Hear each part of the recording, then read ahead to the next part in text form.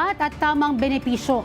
Yan ngayon ang layo ng pamahalaan para sa lahat ng household workers sa bansa. Sa katunayan, muling inulunsad ng SSS ang Kasambahay Caravan na umiikot door to door. Si Crystal Ramezares para sa 13 sa tanghali.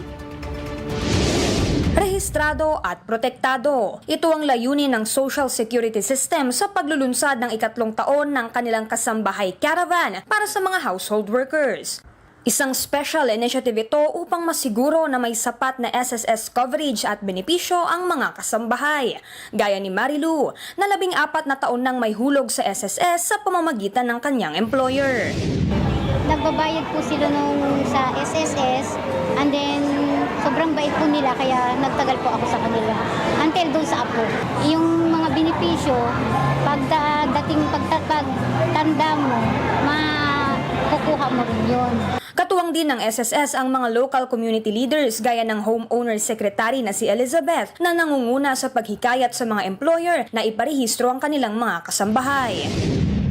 Admin office po ng Monte Vista po, hinihikayat po namin ang mga homeowners po na i-register po nila ang kanilang mga kasambahay kasi alam naman po natin kung gaano po kahalaga ang mga benepisyo na matatanggap nila. Kaya yun po, kami, yun sa admin office po, lagi kaming nagte-text plus kung kunyari may mga ganito na mga programa ng SSS. Sa Metro Manila, umabot na ng 100,000 household employers ang aktibong naguhulog ng SSS contributions para sa kanilang mga kasambahay. Bukod sa mga benepisyo, maaari rin silang makapag-avail ng mga loan programs ng ahensya. Katulad po ng normal na empleyado, kung ano po yung natatanggap nila, yun din po ang pwedeng matanggap ng ating mga mahal na kasambahay. Pwedeng mang sickness, maternity, lahat po yung aming 7 benepisyo, pwede po nilang yung makuha.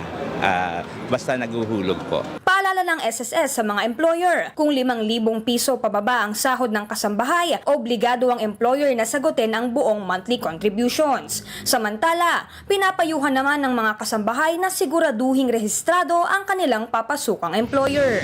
Kung nakita natin na hindi ipinaguhulog ang kasambahay, pwede rin po nating masampahan ng nauukol na kaso. Pwede rin pong magreklamo para masiguro at maihulog po ang nararapat na kontribusyon para sa kanya. Isinagawa ang Kasambahay Caravan sa 45 shopping malls sa Metro Manila at Rizal upang mas mapalapit ang mga serbisyo sa mga benepisyaryo. Nagbigay rin ng on-site assistance ang SSS para sa registration, member data updates, contribution payments at iba pang serbisyo kaugnay ng kanilang mga account. Para sa totoong balita sa Bagong Pilipinas, Crystal Ramezares ng IBC News para sa 13 sa tanghali ng Congress TV.